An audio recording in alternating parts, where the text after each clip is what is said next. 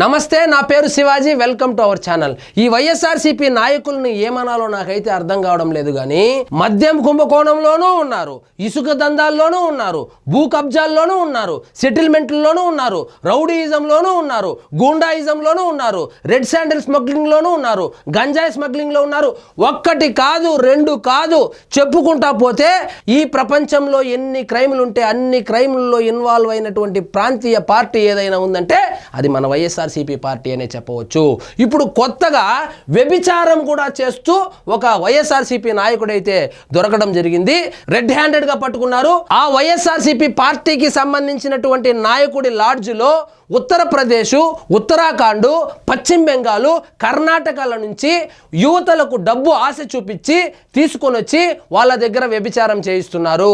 వాళ్ళ ఫోటోలు ఆన్లైన్లో పెట్టి విటులను ఆకర్షించి వాళ్ళను సీక్రెట్గా వైఎస్ఆర్సీపీ నాయకుడికి సంబంధించినటువంటి ఒక లాడ్జ్లో గవర్నర్ పేటలో సీక్రెట్గా వ్యభిచారం అయితే నడుపుతా ఉన్నారు. అతని పేరేమంటే కోసూరి సుబ్రహ్మణ్యం.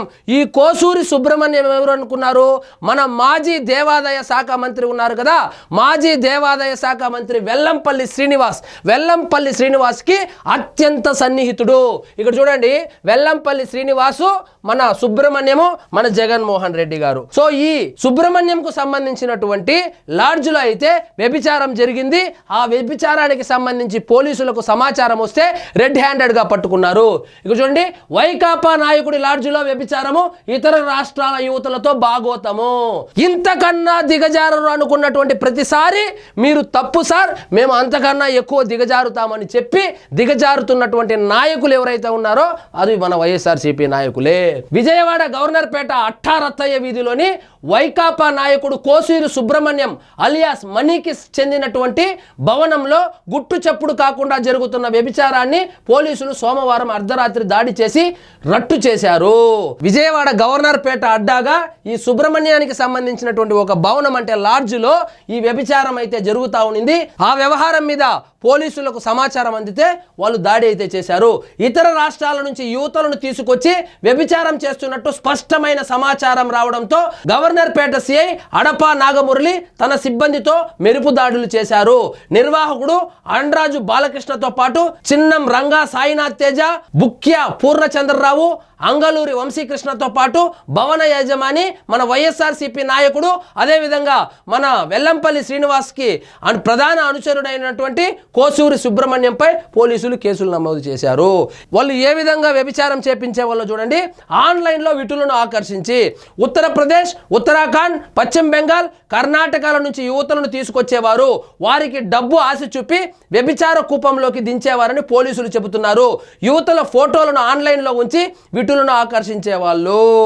సో A5గా అయితే మన వెల్లంపల్లి శ్రీనివాస్ ప్రధాన అనుచరుడు సుబ్రహ్మణ్యంని A5గా అయితే చేర్చడం జరిగింది. ఇక్కడ చూడండి, ఆయన యొక్క ట్రాక్ రికార్డు.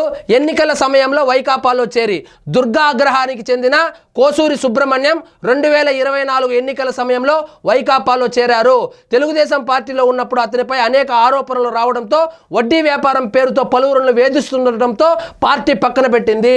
సో తెలుగుదేశం పార్టీలో ఉన్నప్పుడు ఆయన ఆగడాలు ఏవైతే ఉన్నాయో అవి చూసి తెలుగుదేశం పార్టీ పక్కన పెడితే ఇలాంటి వాళ్ళే మా పార్టీలో కావాలి, ఇలాంటి వాళ్ళనే మేము పార్టీలో చేర్చుకుంటాము, ఇలాంటి వాళ్ళకే మేము పదవులు కూడా ఇస్తామని జగన్మోహన్ రెడ్డి గారు పార్టీలో చేర్పించుకొని కండువా గప్పి, ఇక్కడ చూడండి ఆయనే కండువా గప్పి పార్టీలో అయితే ఆహ్వానించాడు. ఇప్పుడు ఆయన ఆ లాడ్జిలో వ్యభిచారం చేయిస్తూ అడ్డంగా బుక్ అయ్యాడు. ఈయన ప్రధానంగా విజయవాడ సెంట్రల్ నియోజకవర్గానికి సంబంధించి వెల్లంపల్లి శ్రీనివాస్ గెలుపుకు సాయశక్తులా ప్రయత్నించాడు. కానీ వెల్లంపల్లి అయితే ఓడిపోయాడు. కానీ వెల్లంపల్లి శ్రీనివాస్ కు ప్రధాన అనుచరుడుగా కూడా చెబుతా ఉన్నారు. మరి చూద్దాం ఏం జరుగుతుందో ఈ కేసులో. సో ఇదండి ఈరోజు మన టాపిక్. మీకు ఈ వీడియో నచ్చినట్లయితే లైక్ చేయండి, షేర్ చేయండి, ఛానల్ మాత్రం సబ్స్క్రైబ్ చేసుకోవడం మర్చిపోవద్దు.